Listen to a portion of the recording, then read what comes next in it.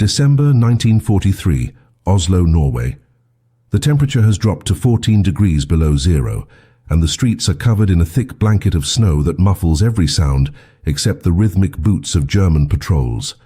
In a small clinic on Kirkeveien Street, a 28-year-old nurse named Anna Bergström stands in front of a mirror, her hands trembling as she adjusts the fabric of her maternity dress over her 7-month pregnant belly.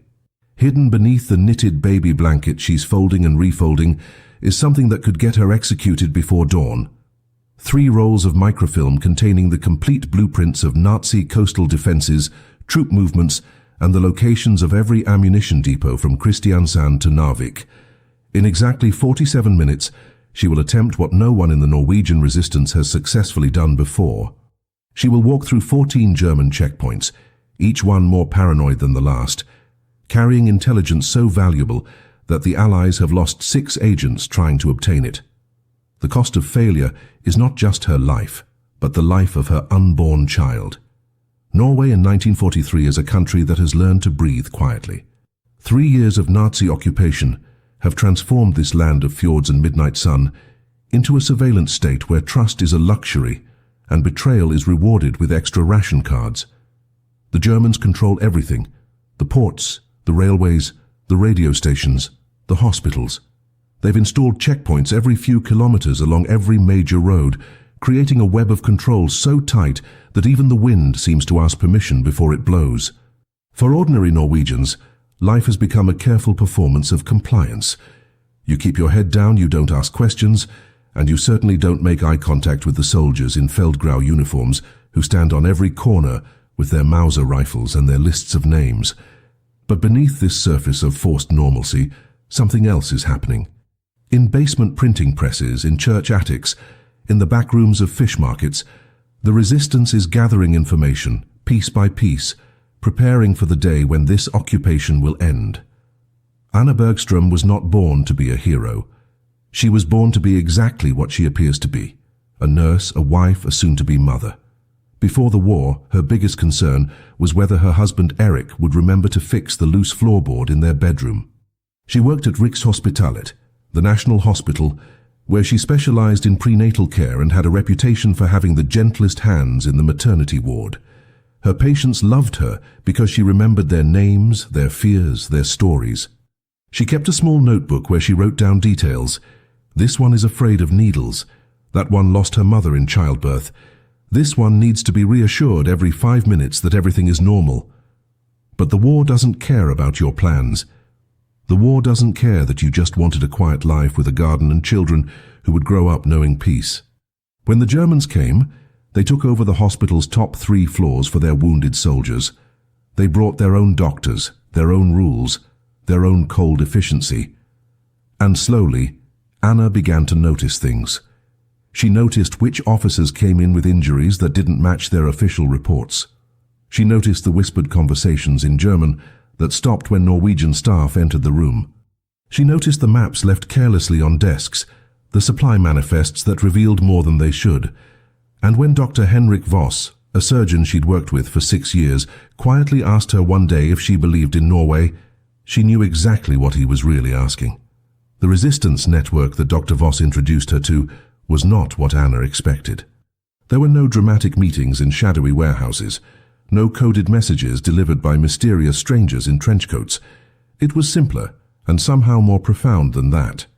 It was her neighbor, the schoolteacher who passed information hidden in children's homework. It was the fisherman who used his daily catch deliveries to move documents between safe houses. It was the priest who hid radio equipment in the church organ. It was ordinary people who had decided that compliance had a limit, that some things were worth dying for. Anna's role was simple. She had access to German medical files, to officers who talked freely around medical staff they considered beneath notice, to supply routes and security rotations. For 18 months she had been passing information, small pieces of a larger puzzle. But the microfilms she now carries are different. They represent 2 years of accumulated intelligence from a dozen different sources, all compiled, reduced and condensed into 3 tiny rolls that together weigh less than 30 grams. They are also a death sentence if discovered. The plan is mathematically simple but executionally terrifying. Anna will take the coastal train from Oslo to Bergen, a journey of approximately 370 kilometers that normally takes 7 hours, but now, with wartime stops and security checks, takes nearly 12. Between Oslo and Bergen, there are 14 official German checkpoints, each one designed to catch exactly what she's attempting. The checkpoints are not random. They are positioned at strategic intervals, major stations, tunnel entrances, bridges, any point where the geography forces the train to slow down or stop. At each checkpoint, German soldiers board the train and conduct inspections. They check papers, they search luggage, they interrogate anyone who looks nervous or out of place. And they have a special interest in pregnant women because the resistance has used pregnancy as a cover before. Fake bellies stuffed with documents, weapons hidden in maternity clothes. The Germans are not stupid and they are not merciful. Anna's advantage is singular and terrible. She is actually pregnant. Her belly is real. Her condition is medically verifiable. And hidden in the folds of the hand-knitted baby blanket she carries, the blanket her mother made before she died, are 3 rolls of microfilm that could change the course of the war in the North Atlantic. Dr. Voss had looked at her with something like grief when he handed her the microfilms 3 hours ago. He is 56 years old, a surgeon who has spent the occupation removing bullets from resistance fighters in his basement, a man who has seen what the Gestapo does to prisoners in Greeny detention camp. He knows exactly what he is asking of her. The microfilms are sewn into the blanket's hem with surgical precision, invisible unless you know exactly where to look, undetectable unless someone actually cuts open the fabric. But that is the nightmare that keeps Anna awake at night. What if they do? What if some thorough, ambitious young German officer decides that this time, with this woman, he will go beyond the standard inspection? What if her hands shake at the wrong moment? What if her story has one inconsistency? What if the baby kicks at exactly the wrong time and draws attention? The resistance has given her cover documents that identify her as traveling to B. Ergon for specialized prenatal care, medical records that justify the journey, even a letter from a fictional doctor requesting her presence. Everything is perfect on paper. But paper doesn't account for human intuition, for the SS officer who trusts his gut more than documents, for the moment when fear shows on your face, despite every effort to hide it. As Anna steps out of the clinic into the frozen December morning, she carries more than microfilms and an unborn child. She carries the weight of knowing that in the next 12 hours, 14 times, she will have to look into the eyes of men trained to detect lies and convince them that she is nothing more than what she appears to be, a tired, pregnant woman going to see a doctor, unremarkable, forgettable, innocent. The Oslo Central Station at 6:15 in the morning is a theatre of controlled chaos, where every actor knows their role and the consequences of forgetting their lines. German soldiers in their winter greatcoats stand at every entrance, their breath forming white clouds in the frigid air as they check the papers of workers heading to factories, fishermen returning from the docks, and the occasional traveller brave or desperate enough to attempt the journey west. Anna joins the queue at platform 7, her small leather suitcase in one hand, and the baby blanket draped over her arm, exactly as a pregnant woman traveling for medical care would carry it. She has rehearsed this moment in her mind 300 times, but now that it is real, now that she can smell the coal smoke from the locomotive and hear the sharp commands in German echoing off the vaulted ceiling, her heart is hammering so hard she is certain everyone can hear it. The first checkpoint is here before boarding, and it is designed to filter out anyone whose papers are not absolutely perfect. 2 Wehrmacht soldiers and 1 Gestapo officer in a long black leather coat stand at the gate, and Anna watches as they pull aside a middle-aged man whose work permit has an expired stamp. The man protests, shows additional documents, but the Gestapo officer is unmoved. Within 90 seconds the man is being escorted away, and Anna understands the message being sent. There is no margin for error, no room for excuses, no appeals to reason or mercy. When Anna's turn comes, she hands over her papers with hands she has trained not to shake. The Wehrmacht soldier barely glances at her, but the Gestapo officer steps closer, his eyes moving from her face to her belly to the documents and back again. He is perhaps 35 years old, with the kind of face that suggests he was handsome before the war taught him that cruelty was more useful than charm. He asks her in Norwegian where she is going, and Anna responds that she is traveling to Bergen for prenatal care, that her doctor in Oslo has referred her to a specialist because of complications. The officer switches to German, asking the same question, testing whether she understands whether her story remains consistent across languages. Anna repeats her answer in careful, limited German, the German of someone who has learned from patience, not from collaboration. The officer studies her medical documents, holding them up to the light as if searching for forgeries, and Anna focuses on her breathing, on keeping her expression one of patient exhaustion rather than terror. After what feels like an hour but is actually 45 seconds, he hands back her papers and waves her through. She does not allow herself to feel relief. This was checkpoint 1 of 14.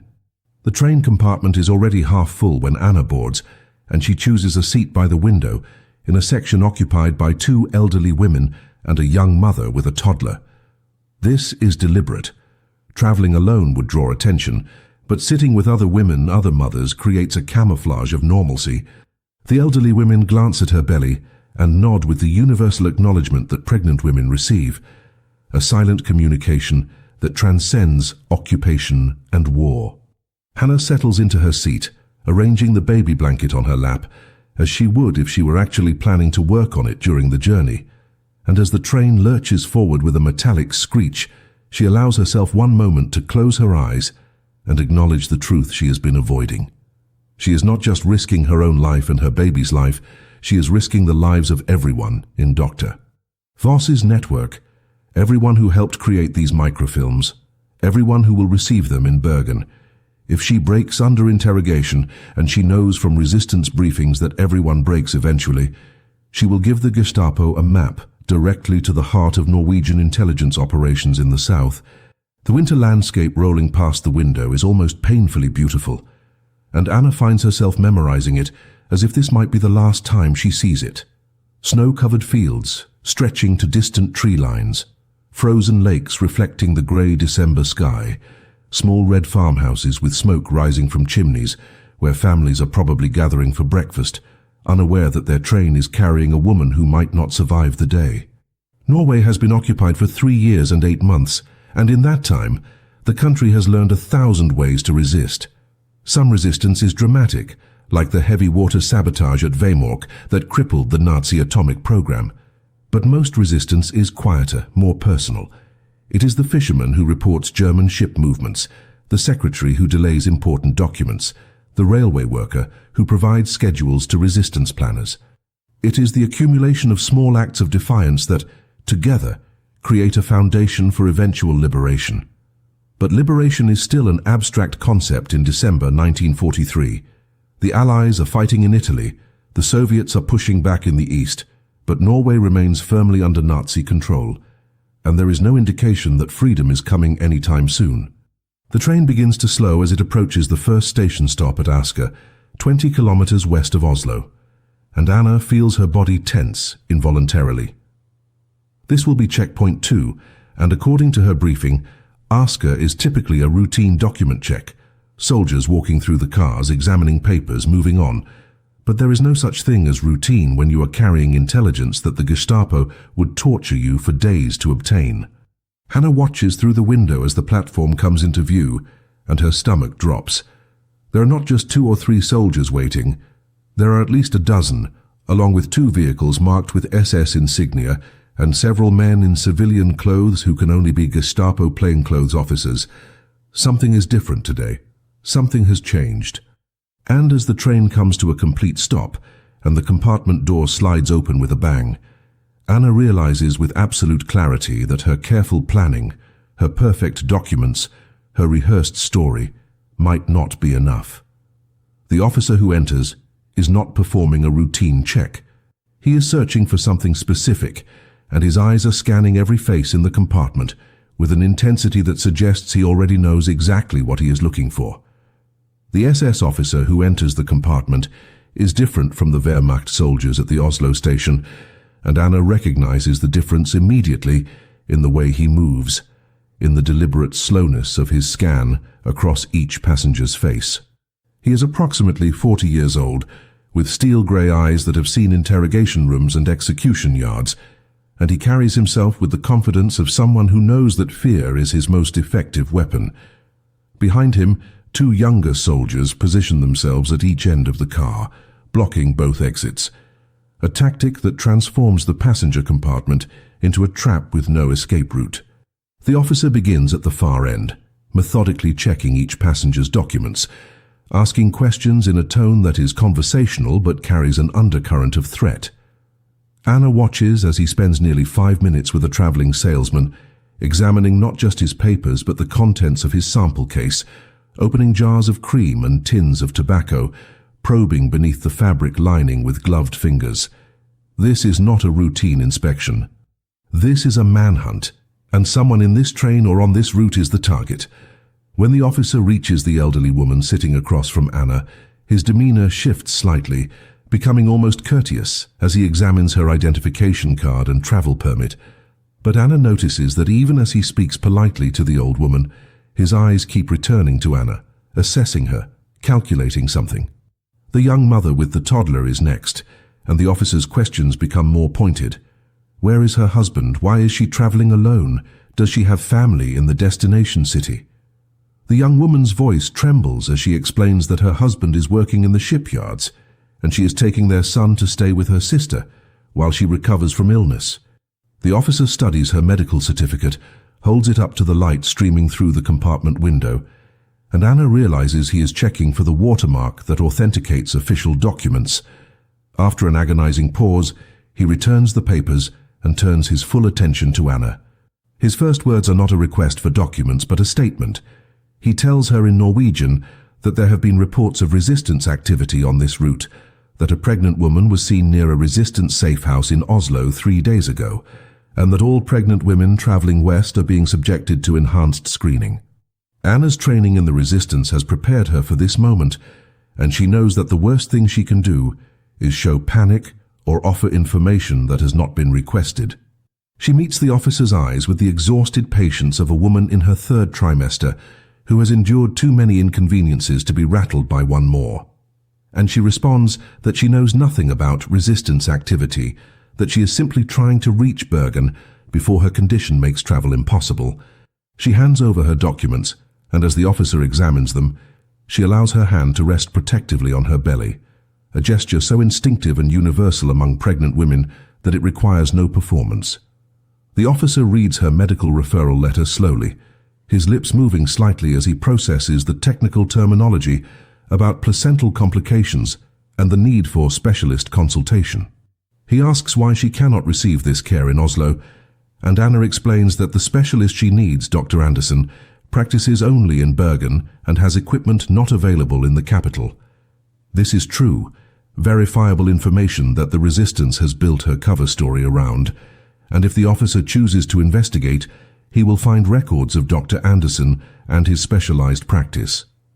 But the officer is not satisfied with documents alone. He instructs Anna to stand, and when she does, moving with the careful slowness of advanced pregnancy, he gestures for her to open her suitcase. Anna's heart is racing now, but her hands remain steady as she unlocks the small leather case and lifts the lid to reveal exactly what a pregnant woman traveling for medical care would pack. A change of clothes, toiletries, a book, knitting needles and yarn, a thermos of tea and additional medical documents. The officer removes each item, examines it, sets it aside on the seat. He picks up the knitting needles and tests their points with his thumb, as if considering whether they could be weapons. He opens the thermos and smells the tea. He flips through the book, checking whether anything is hidden between the pages. And then his attention moves to the baby blanket, still draped over Anna's arm, the hand-knitted cream-colored blanket with its intricate cable pattern, the blanket her mother spent 3 months creating before cancer took her 2 years ago. The officer reaches for it, and Anna feels time slow to an impossible crawl as she watches his hands, gloved in black leather, close around the fabric that contains the microfilm sewn into its hem with surgical precision. The officer lifts the blanket and examines it with the same methodical attention he has given everything else, running his fingers along the edges, feeling the weight of the fabric, holding it up to the light. Anna knows that the microfilms are virtually undetectable unless someone specifically cuts open the hem. But she also knows that Gestapo training includes searching for exactly these kinds of hiding places. The officer's fingers pause at the corner where the resistant seamstress reinforced the stitching, and Anna can see him processing this detail, deciding whether it warrants further investigation. In this frozen moment, Anna makes a calculated decision based on her understanding of human psychology and the performance she has been maintaining. She reaches out and gently takes the blanket back from the officer's hands, and as she does, she allows tears to well in her eyes, real tears born from exhaustion and fear and the hormonal volatility of pregnancy. She tells him in a voice that breaks slightly that the blanket was made by her mother who died before seeing her first grandchild, that it is the only thing she has left of her, and that she carries it everywhere because it makes her feel less alone. This is not manipulation, it is truth weaponized, and she watches as something shifts in the officer's expression, some recognition of shared humanity, or perhaps just exhaustion with his own role in this machinery of suspicion. He steps back, gestures for her to repack her belongings, and moves on to the next passenger without another word. The train pulls away from Asker station 40 minutes behind schedule, and Anna sits motionless in her seat, the baby blanket now folded carefully on her lap, her hands resting on top of it in a pose that appears protective, but is actually a physical commitment to never let it out of her sight again. The elderly women across from her offer sympathetic smiles, having witnessed the inspection and Anna's emotional moment with the blanket, and one of them leans forward to pat Anna's knee and whisper in Norwegian that the Germans have no souls, that they have forgotten what it means to be human. Anna nods her thanks but says nothing, because she knows that sympathy, however well-intentioned, can lead to conversation, and conversation can lead to inconsistencies, and inconsistencies can lead to a second inspection that might not end as fortunately as the first. She has passed checkpoint 2 of 14, but the mathematics of survival are brutally clear. She needs to succeed 14 times in a row, and the Gestapo only needs to succeed once. The compartment gradually settles back into the rhythm of travel. The toddler falls asleep against his mother's shoulder, and the landscape outside continues its procession of snow and stone and small villages that look like they belong to a peaceful world that no longer exists. The next 3 checkpoints at Drammen, Kongsberg and Yogsebu follow a pattern that is both reassuring and terrifying in its predictability. At each stop, soldiers board the train, check documents with varying degrees of thoroughness and move on. At Drammen, a young Wehrmacht private barely glances at Anna's papers before waving her through, his mind clearly elsewhere, perhaps on a letter from home or a girl he left behind in Bavaria. At Kongsberg, the inspection is more thorough but still routine, conducted by an older sergeant who has the weary professionalism of someone who has checked 10,000 sets of papers and found them all boringly legitimate. At Yogsebu, the checkpoint is staffed by Norwegian collaborators wearing armbands marked with the national Samling symbol, Quisling's fascist party, and Anna finds this somehow more disturbing than facing German soldiers. These are her countrymen who have chosen to serve the occupation, who search their fellow Norwegians with an eagerness to prove their loyalty to the Reich. But collaborators, Anna has learned, often lack the training and instincts of professional security forces, and they wave her through after a cursory glance at her medical documents, more interested in appearing important than in actually catching anyone.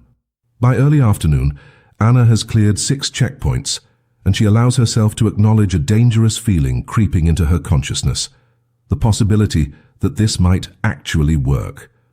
But the 7th checkpoint at Geilo changes everything. Geilo is a mountain town that before the war was famous for skiing and winter tourism, but now it serves as a strategic German garrison controlling the high mountain pass between eastern and western Norway. As the train slows approaching the station, Anna can see that the German presence here is dramatically more substantial than at previous stops. There are at least 30 soldiers visible on the platform, multiple vehicles including an armored car, and a command post that has been established in the former tourist information building. The passengers in Anna's compartment exchange worried glances, because everyone who travels this route knows that Geilo is where serious inspections happen. where the Germans maintain the kind of security apparatus that can conduct thorough searches of not just papers, but luggage, clothing, even body cavities if they deem it necessary. The elderly woman across from Anna crosses herself and begins moving her lips in silent prayer. And Anna understands that she is not the only person on this train carrying secrets that could prove fatal if discovered. The inspection at Geilo is conducted by a team of 4 officers working in coordination, and they move through the train car with systematic efficiency that speaks to extensive training and experience. They separate passengers into categories: Norwegian nationals, foreign travelers, women traveling alone, men of military age, anyone whose papers show recent travel history. Anna is directed to stand in the corridor with 5 other women, including the young mother with the toddler, and they are told to bring all their belongings. A female German auxiliary in uniform, brought in specifically for searching women, begins conducting pat-down searches, while a male officer examines documents and asks questions. Anna watches as the woman in front of her, a schoolteacher traveling to visit a sick relative, is subjected to a search so thorough that it includes removing her shoes and checking the seams of her coat. The schoolteacher's face burns with humiliation, but she submits without protest, because protest in December 1943, Norway is an invitation for worse treatment. When Anna's turn comes, the female auxiliary's hands are professional but invasive, checking beneath her breasts, around her belly, along her legs, and Anna endures it with the same blank patience she has maintained all day, thinking about anything except the microfilms that are less than a meter away in the blanket. She has been required to set down on the floor. The male officer examining Anna's documents is different from the SS officer at Asker, more methodical and less theatrical, and he cross-references her medical referral letter with a typed list he carries on a clipboard. He asks Anna to describe her symptoms in detail, and she provides the clinical description she has memorized: irregular contractions, elevated blood pressure, concerns about placental positioning. The officer makes notes, then asks when she last saw her regular physician, and Anna provides the date and the doctor's name, praying that the Resistance's creation of false medical records is thorough enough to withstand this level of scrutiny. The officer leaves the corridor with her documents, disappearing into the command post, and Anna stands there for 15 minutes that feel like 15 hours, watching through the window as German soldiers smoke cigarettes and laugh about something, utterly unconcerned that a few meters away a pregnant woman is fighting to keep her breathing steady while carrying intelligence that represents 2 years of resistance work and the sacrifice of age. Who died obtaining it. When the officer finally returns, he hands back her documents without explanation and waves her back to her compartment. Hannah has cleared checkpoint 7 of 14, and she is past the halfway point. But she knows from her resistance training that the most dangerous checkpoints are still ahead, in the coastal region where German naval intelligence maintains heightened security because of Allied submarine activity in the fjords. The train descends from the mountain pass into the Hallingdal Valley as afternoon fades into early winter twilight, and the landscape transforms from stark alpine beauty into something darker and more enclosed, narrow valleys where the sun barely penetrates even in summer, and now in December exists only as a faint grey glow on the horizon. Anna has not eaten since morning, despite the sandwich wrapped in waxed paper in her bag, because her stomach is knotted too tightly to accept food, and because the nausea she feels has nothing to do with pregnancy and everything to do with the accumulating weight of each successful checkpoint, each moment where discovery did not happen, but could have. The baby moves inside her, strong kicks that remind her she is carrying 2 sets of consequences, and she places her hand on her belly and whispers an apology so quiet that even she barely hears it. An apology for bringing an unborn child into a situation where maternal decisions might result in both their deaths. The other passengers in the compartment have changed. The elderly women departed at Geilo and replaced by a farmer and his teenage son, both of whom smell of hay and livestock and keep to themselves with the practiced silence of people who have learned that conversation with strangers can be dangerous. Checkpoints 8 and 9 at Al and Eidfjord pass in a blur of repeated performance, and Anna has refined her character to the point where she no longer has to think about how a pregnant woman seeking medical care would behave. She simply is that woman, exhausted and uncomfortable, and mildly irritated by the delays, but resigned to them as one more inconvenience in a war that has made inconvenience the default state of existence. At Al, the inspection is conducted by Norwegian police under German supervision, and Anna recognizes the moral compromise in the eyes of the police officer who checks her papers, a man who has chosen collaboration over resistance and must live with that choice every time he looks in a mirror. At Eidfjord, the checkpoint is positioned at the entrance to a tunnel, and soldiers use flashlights to examine the undercarriage of the train cars, searching for resistance fighters or contraband being smuggled in external compartments. Anna watches this through the window with detached fascination, observing the German security protocols with the same analytical distance that allowed her to memorize officer schedules and supply routes during her 18 months of low-level intelligence gathering. She is a different person than she was when this journey began 7 hours ago, harder and more capable than she knew she could be, and she wonders if this is what war does to everyone eventually, strips away the comfortable civilian self and reveals something more primitive and focused underneath.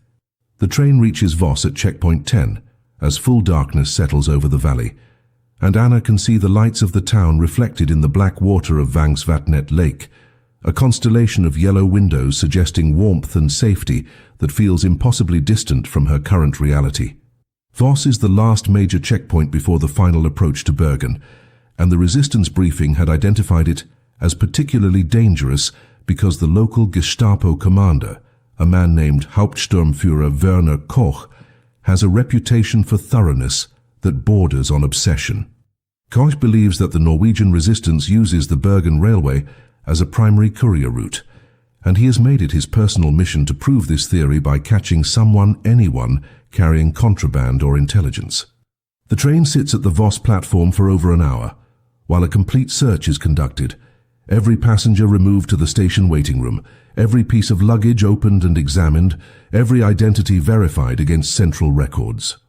Anna stands in the waiting room with dozens of other cold and frustrated travelers, and she calculates that she has approximately 90 minutes before the fear and stress trigger actual premature labor contractions, and if that happens, her cover story becomes real in a way that will make completing the mission impossible. Hauptsturmführer Koch himself conducts Anna's interrogation in a small office that smells of coffee and boot polish, and he begins with a technique she recognizes from resistance training sessions. He offers her coffee, asks about her health with apparent genuine concern, creates an atmosphere of kindness that is designed to lower defenses before the real questions begin.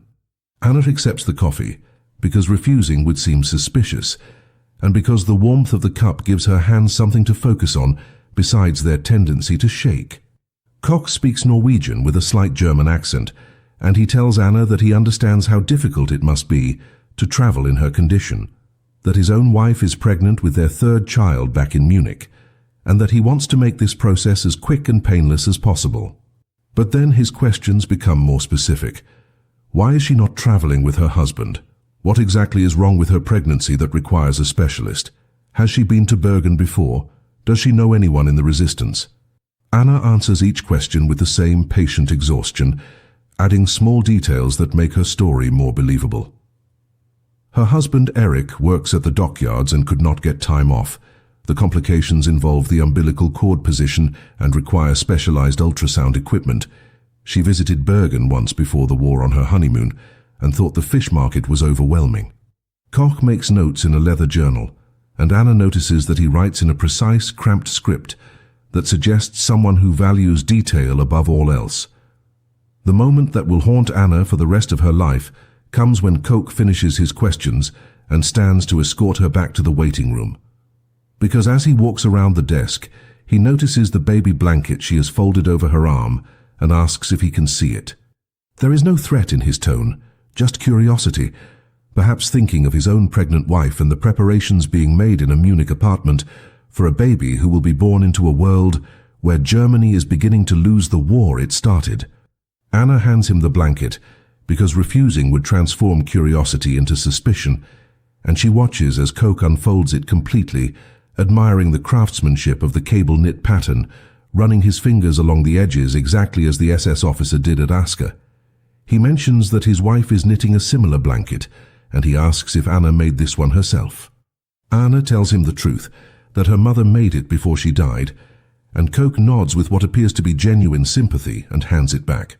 But as he does, his finger catches on the corner where the microfilms are hidden in the reinforced hem, and Anna sees him pause, feels the entire universe contract to this single point of contact between his finger and the fabric that contains enough intelligence to destroy the Norwegian resistance network and justify the execution of dozens of people.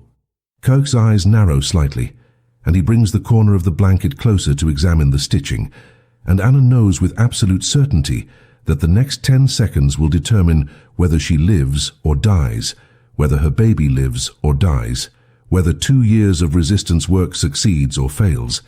And in that moment of crystalline terror, the baby inside her kicks hard enough that her entire body jerks visibly, a movement so sudden and unmistakable. That Coke's attention snaps from the blanket to Anna's belly, and he laughs, a genuine human laugh, and says something in German about babies having no sense of timing. The moment passes. Coke returns the blanket, wishes Anna well with her pregnancy, and escorts her back to the waiting room where she will board the train for the final 4 checkpoints that stand between her and Bergen.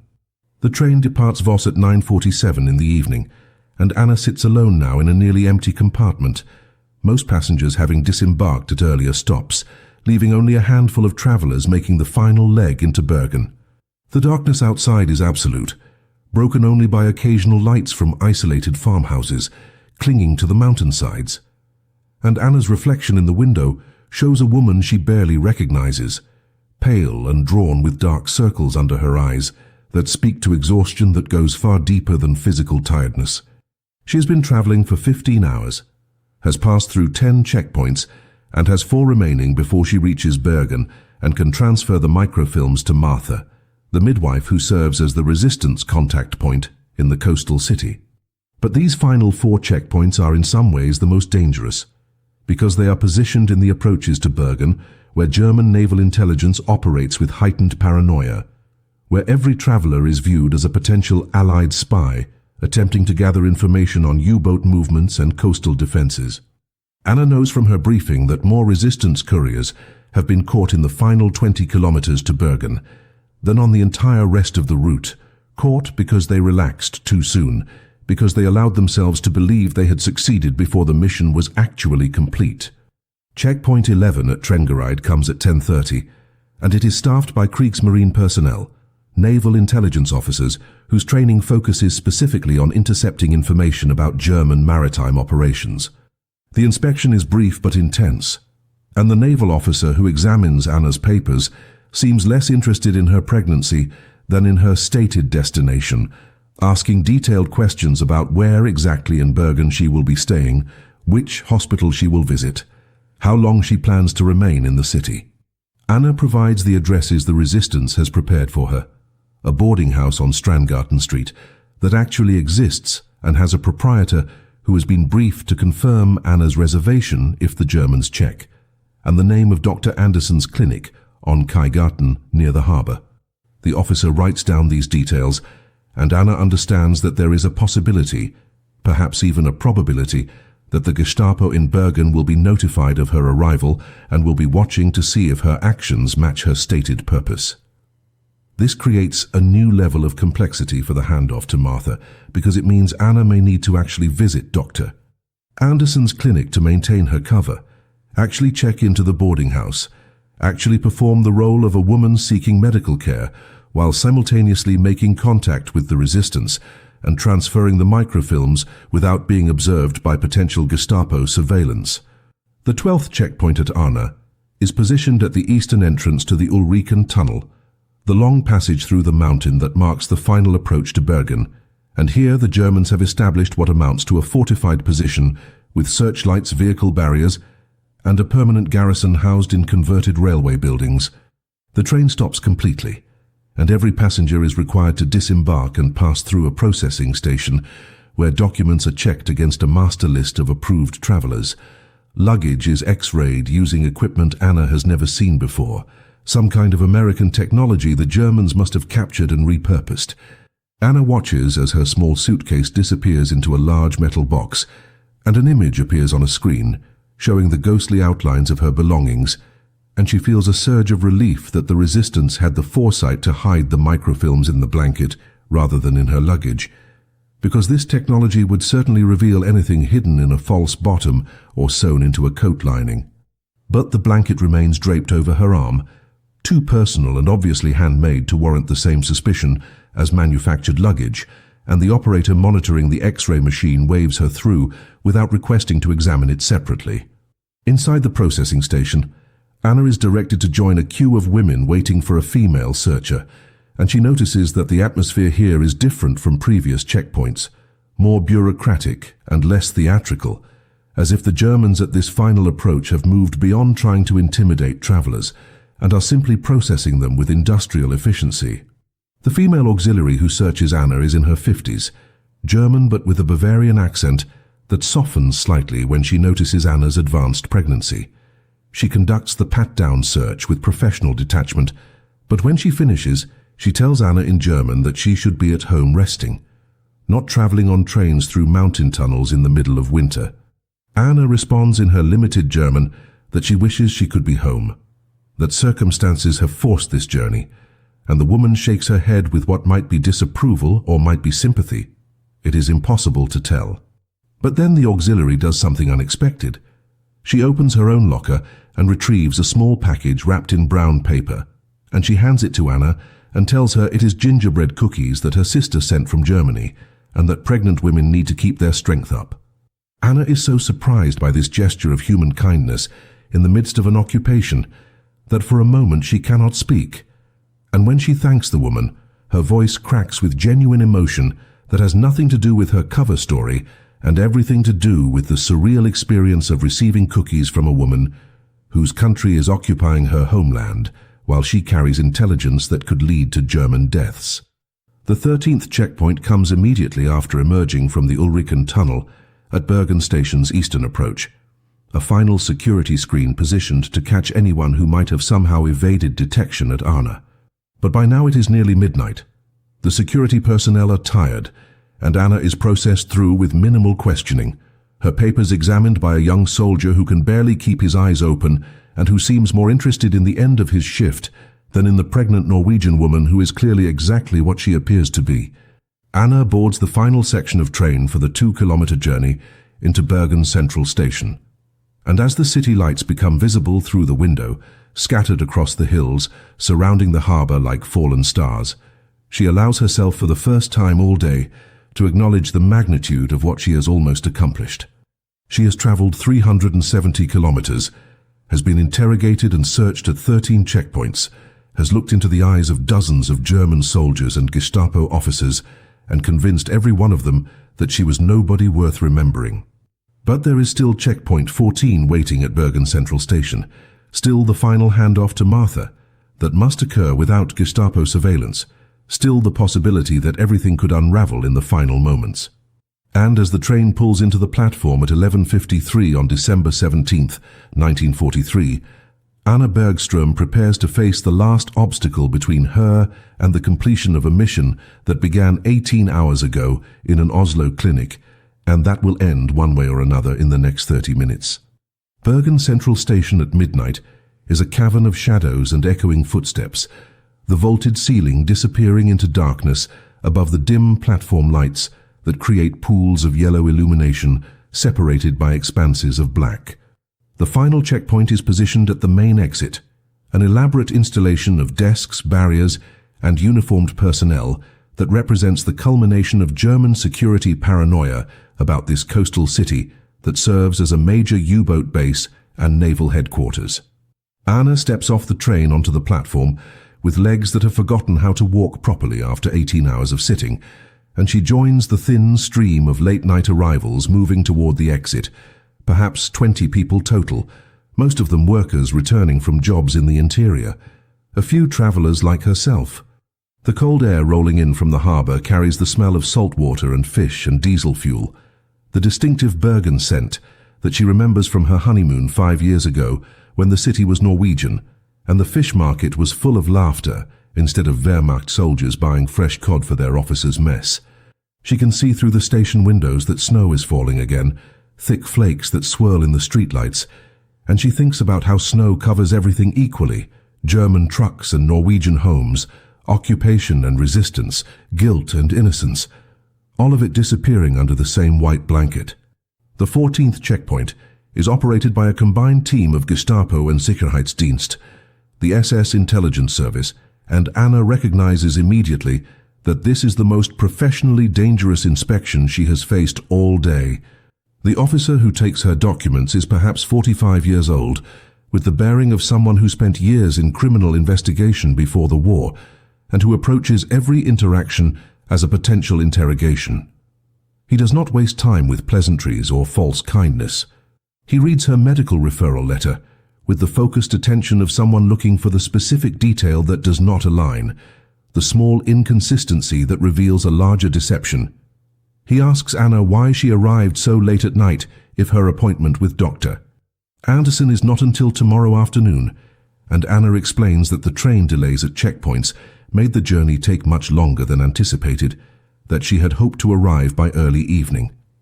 The officer makes a note, then asks for the address where she will be staying, and when Anna provides it, he picks up a telephone on the desk and makes a call, speaking in rapid German that Anna cannot fully follow. After a conversation that lasts perhaps 90 seconds, he hangs up and informs Anna that the boarding house on Strandgarten has confirmed her reservation, but that there is a problem. The proprietor mentioned that Anna had reserved a room for 3 nights, but her medical documents only justify a single-day visit for the consultation.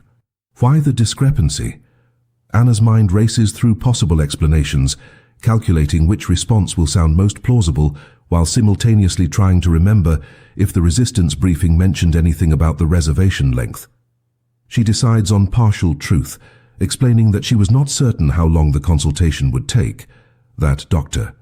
Anderson might want to see her multiple times or run tests that require overnight preparation, and that as a pregnant woman traveling alone, she felt safer having accommodations secured for extra days rather than scrambling to find a room if needed.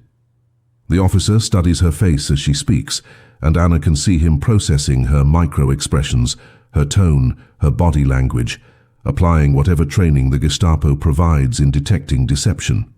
The silence that follows her explanation stretches for 15 seconds, 20, 30, and Anna focuses on breathing steadily, on maintaining the exhausted patience that has served her throughout this journey, on not allowing the terror she feels to manifest in any visible way. Finally, the officer stamps her travel permit and waves her through, but as Anna picks up her suitcase, he adds one final instruction. She is to report to the Gestapo office on Allerhelgens Gate tomorrow at 2 o'clock in the afternoon to register her presence in Bergen as a visitor from Oslo.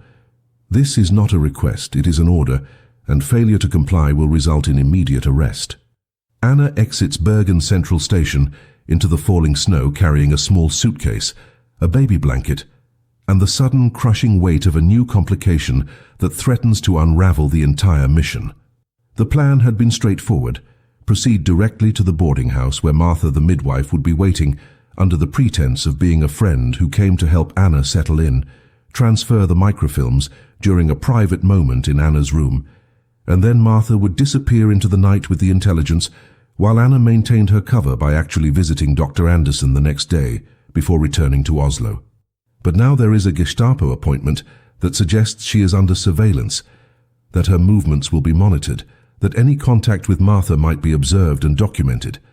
Anna walks through the snowy streets of Bergen's darkened city centre, past shuttered shops and German patrol vehicles, trying to formulate a new plan while her body screams for rest and her baby moves restlessly inside her, as if sensing the danger that has not ended, but has instead transformed into something more insidious than checkpoints and inspections.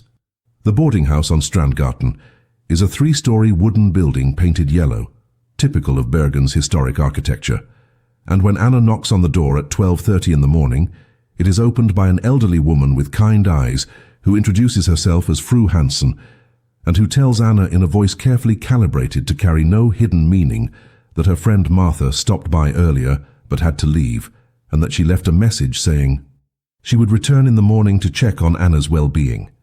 The room Anna is shown to is small but clean, with a single bed, a wooden chair, and a window overlooking the narrow street below, where she can see a black Mercedes sedan parked with its lights off, occupied by what can only be Gestapo surveillance officers waiting to see who visits the pregnant woman from Oslo with the suspicious 3-night reservation. Anna sets down her suitcase and her baby blanket on the bed, and she understands with absolute clarity that she has successfully navigated 14 checkpoints and traveled 370 kilometers only to find herself trapped in a situation where completing the mission may be impossible, where the microfilms hidden in her mother's blanket are less than 200 meters from their intended recipient, but separated by a barrier of sous. Films that she has no training or resources to overcome. She sits on the edge of the bed in her coat because the room is unheated and the cold seeps through the walls, and she places both hands on her belly and feels her baby kick against her palms, strong and insistent, a life that depends entirely on the decisions she makes in the next few hours. Outside, the snow continues to fall on Bergen, covering the city in silence, covering the harbor where German U-boats prepare for patrols into the North Atlantic, covering the resistance safe houses and the Gestapo headquarters and the boarding house on Strandgarten, where Anna Bergström sits alone in the darkness, carrying intelligence that could change the course of the war if she can find a way to deliver it, and carrying a child who deserves to be born into a world where mothers do not have to choose between mission and survival. Hannah does not sleep, because sleep would require a surrender to exhaustion that feels like abandonment of responsibility, and so she sits by the window watching the Mercedes below, watching the occasional change of personnel as new surveillance officers replace the previous shift, watching Bergen wake slowly into a grey December dawn that reveals a city transformed by occupation into something barely recognizable from her honeymoon memories. At 6:15 in the morning, Fru Hansen knocks softly and enters with a tray containing weak coffee, dark bread and a boiled egg, luxuries in rationed Norway that suggest the boarding house has access to black market supplies or German connections. The elderly woman sets down the tray and then does something unexpected.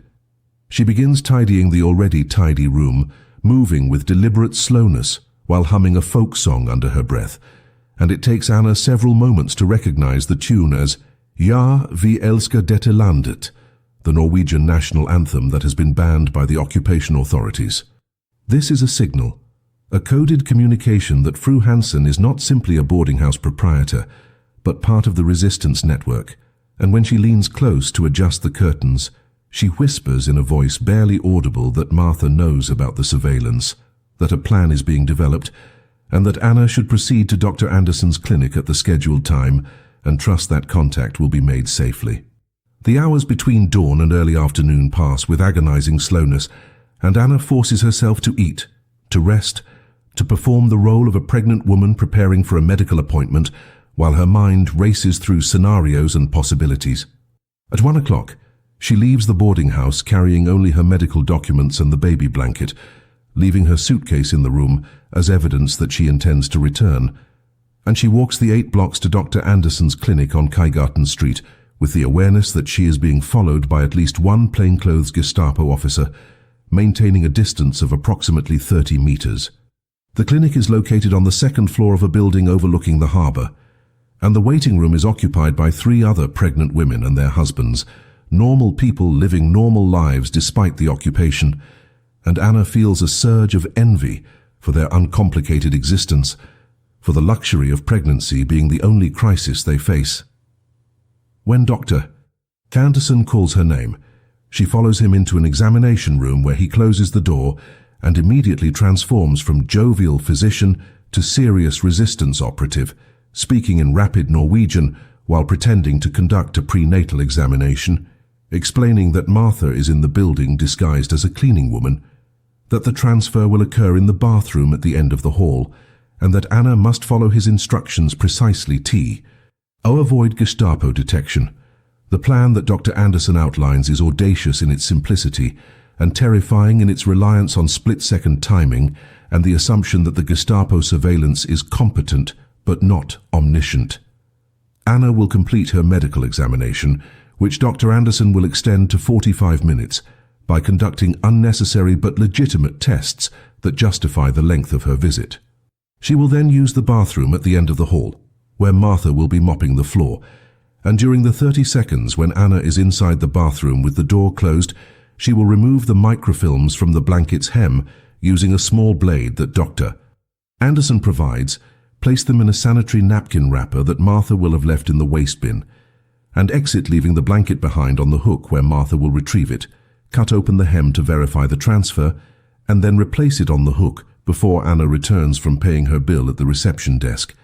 The entire exchange will take less than 3 minutes, and if executed properly, the Gestapo officer watching the building will see only a pregnant woman visiting a doctor, using the bathroom, and leaving with her blanket, never suspecting that in those 3 minutes, 2 years of accumulated intelligence changed hands in a transaction so mundane that it becomes invisible.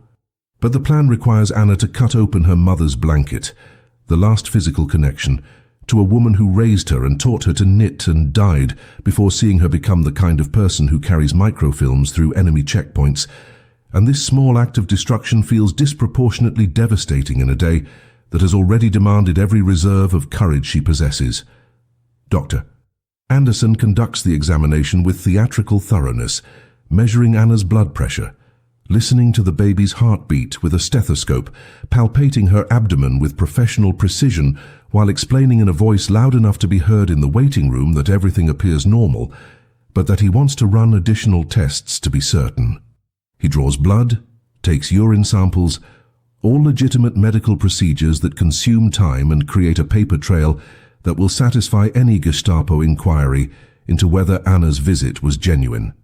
And then, at exactly 1:52 in the afternoon, he tells Anna that she should use the bathroom before leaving, and he hands her a small folding blade disguised as a nail file, pressing it into her palm with a grip that conveys both urgency and solidarity. Anna walks down the hallway to the bathroom, passing a cleaning woman in a grey uniform who does not look up from her mop bucket, and she enters the small tiled room and locks the door behind her.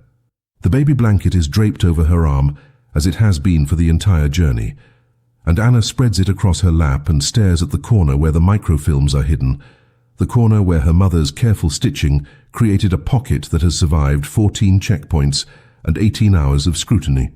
She opens the small blade and positions it against the thread, and in this moment, she is not thinking about the war or the resistance or the strategic importance of coastal defense intelligence.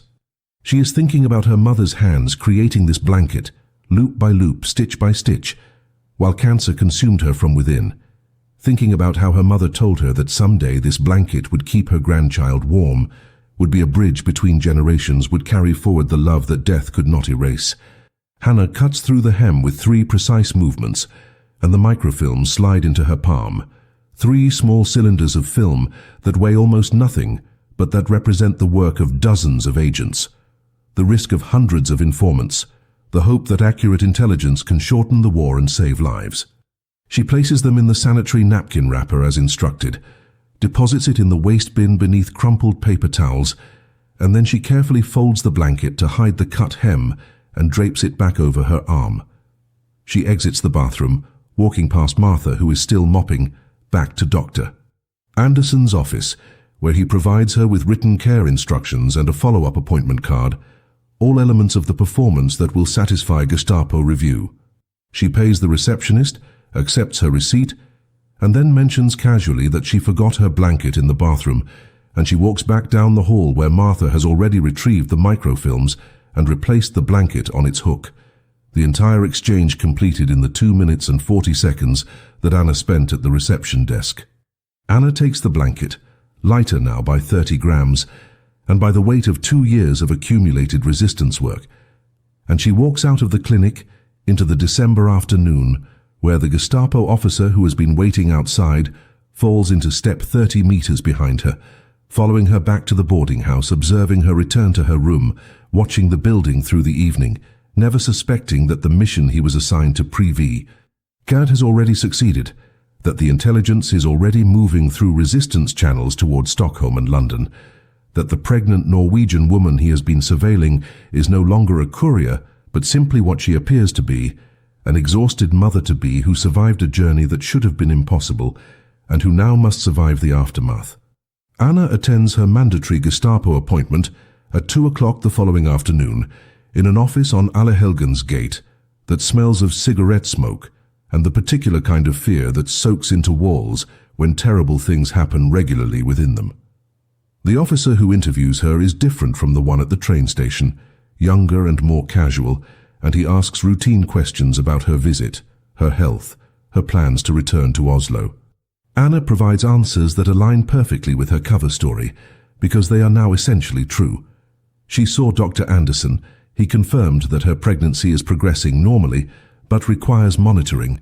She will return to Oslo on the evening train. The officer stamps her travel documents, makes a notation in a logbook, and dismisses her with instructions to report to Gestapo headquarters in Oslo upon her return to confirm she completed her authorized travel. Anna walks out of the building into weak afternoon sunlight that breaks through the clouds for the first time since she arrived in Bergen, and she feels the tension that has held her body rigid for 40 hours begin to release in waves that leave her trembling and light-headed.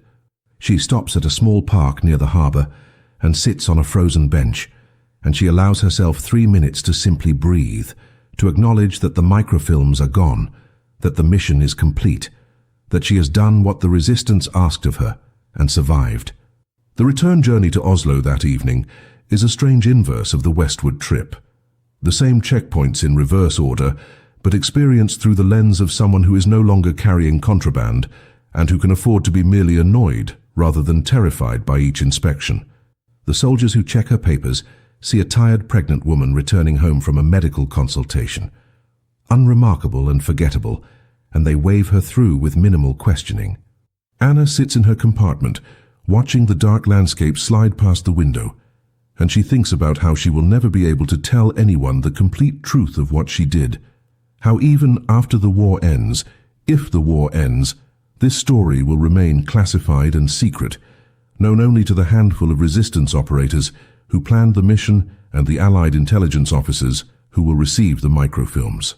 Her daughter, because Anna has decided the baby is a girl based on nothing but intuition, will grow up never knowing that she traveled 370 kilometers through enemy territory before she was born, never knowing that her mother was once someone brave enough or desperate enough or committed enough to risk both their lives for intelligence about coastal defenses and U-boat schedules.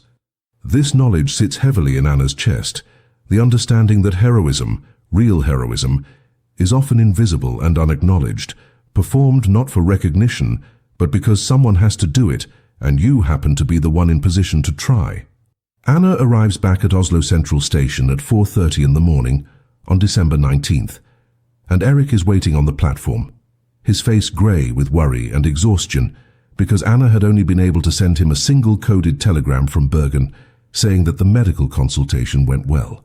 He embraces her carefully, mindful of her belly, and he asks no questions because he knows from 3 years of living under occupation that questions can be dangerous, even between husband and wife, that sometimes the kindest thing you can do for someone you love is to not require them to explain what they cannot safely articulate. They walk home through streets that are just beginning to show signs of dawn, and Anna feels the baby kick strong and regular, and she thinks about how this child will be born in March 1944 into a world still at war, still occupied, still dangerous, but also into a world where small acts of resistance accumulate like snow, layer upon layer, until eventually the weight becomes sufficient to change the landscape. The microfilms she carried will be analyzed by Allied intelligence, will contribute to operational planning, will be incorporated into the vast machinery of war that grinds on across Europe and North Africa and the Pacific, and perhaps they will save lives, perhaps they will shorten the war by some infinitesimal amount, or perhaps they will simply become one more data point in a massive archive that historians will sift through decades later. Dr. Voss contacts Anna 3 weeks after her return, not at the hospital but through a brief encounter that appears accidental at a market, and he tells her in a voice barely above a whisper that the package was received, that the contents exceeded expectations, that the intelligence included detailed information about new submarine detection equipment the Germans were installing along the coast that Allied Naval Command had no knowledge of. He does not say thank you because gratitude implies a transaction, and what Anna did was not a favor but a contribution to a cause larger than individual recognition. But he squeezes her hand for a moment before walking away, and in that brief pressure, Anna understands that she has joined an invisible community of people who will carry certain knowledge for the rest of their lives. People who know what they sacrificed and what they risked and what they accomplished, even if the world never acknowledges it. The baby blanket, cut and imperfect now, sits folded in Anna's dresser drawer, and sometimes late at night when she cannot sleep, she takes it out and runs her fingers along the damaged hem where the microfilms once hid, and she thinks about her mother who made it, and about the daughter who will someday sleep beneath it, and about the strange circular nature of love and duty and sacrifice that connects generations in ways that transcend the Tim. Porary circumstances of war and occupation. On March 14, 1944, Anna gives birth to a healthy girl whom she names Sophie after her mother, and the delivery is attended by Martha the midwife who travelled from Bergen specifically for this purpose, who brings with her no acknowledgement of their previous connection, but whose presence is itself a message of solidarity and completion. Sophie Bergström enters the world in occupied Oslo with strong lungs and her mother's determined temperament, and she knows nothing of checkpoints or microfilms or the fact that she travelled through 14 German security installations before she was born. Anna holds her daughter in the hospital room, while outside the window German soldiers patrol the streets, and the war continues its brutal progression toward an ending that is still more than a year away, and she whispers a promise into Sophie's tiny ear that someday when Norway is free again, when the occupation is a memory rather than a reality, she will tell her this story. She will explain what it meant to be pregnant and terrified and calm. It to something larger than personal safety.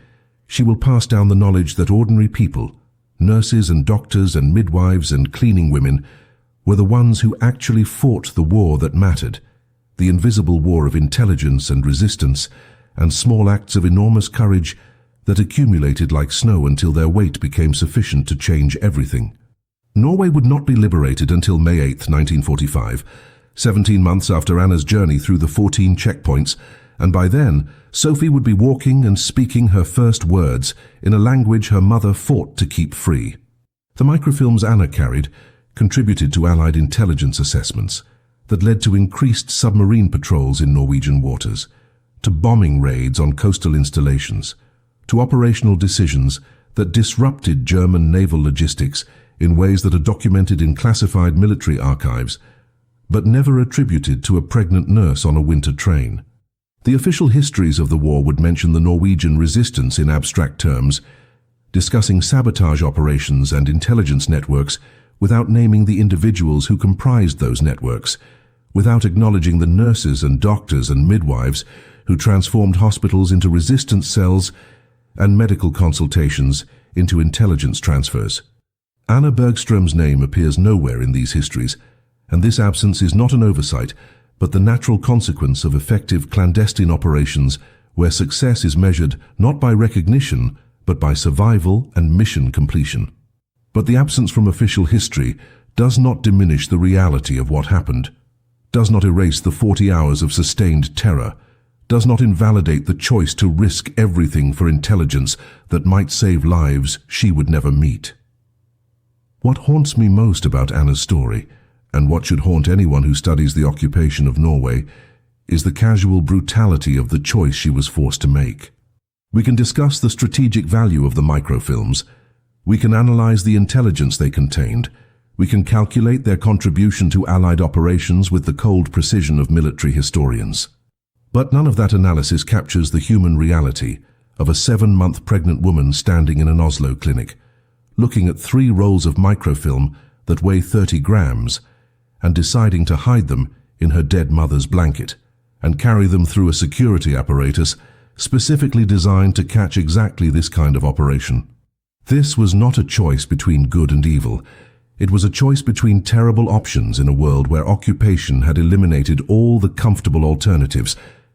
Anna could have refused, could have said that pregnancy exempted her from this kind of risk, and no one in the resistance would have blamed her. But she understood something that I think we have lost in our modern discussions of heroism, that the people best positioned to act are often the ones most vulnerable to consequences, and that meaningful resistance requires accepting risks that seem, from any rational perspective, absolutely insane. The question I want you to consider, the question that keeps me awake at night studying these stories, is what you would have done in Anna's position. Not what you hope you would have done, not what you imagine your idealized self would have chosen, but what you, with your actual tolerance for fear and your real commitment to causes beyond self-preservation, would have actually decided when Dr.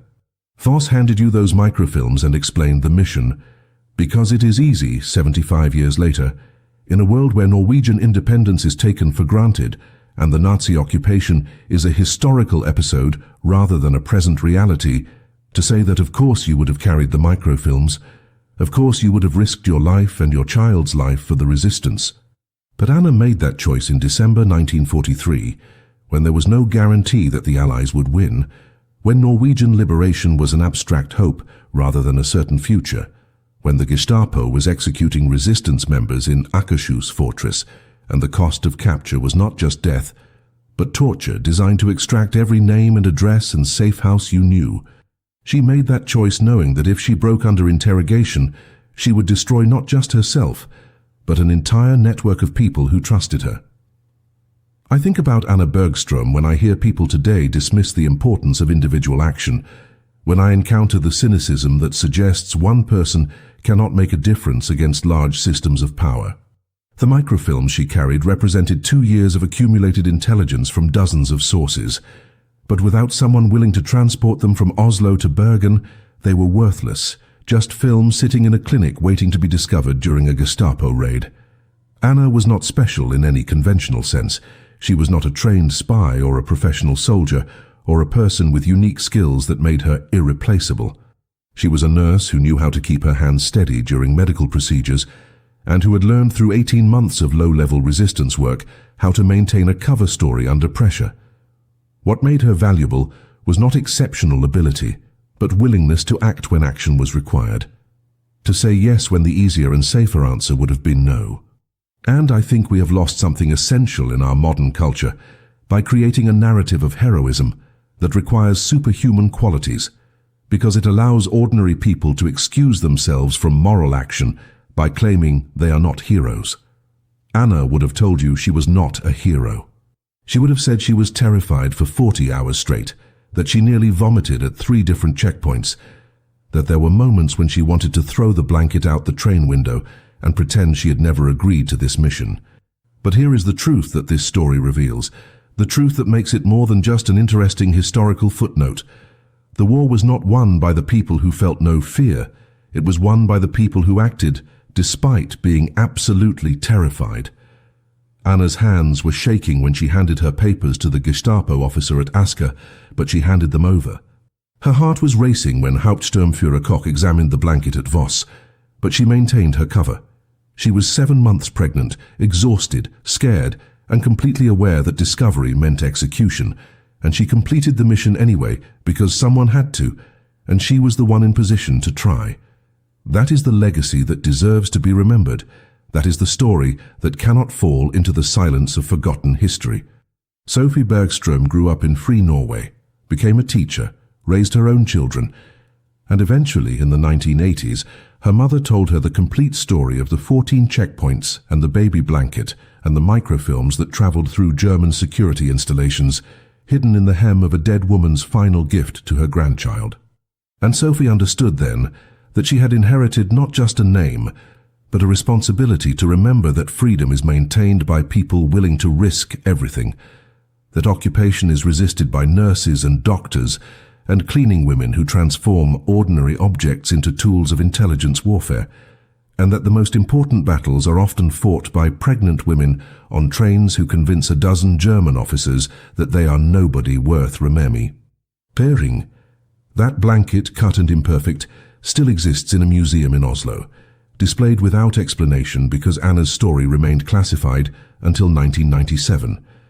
And even now, most people who see it have no idea what it carried or what it cost, or why it matters that we remember.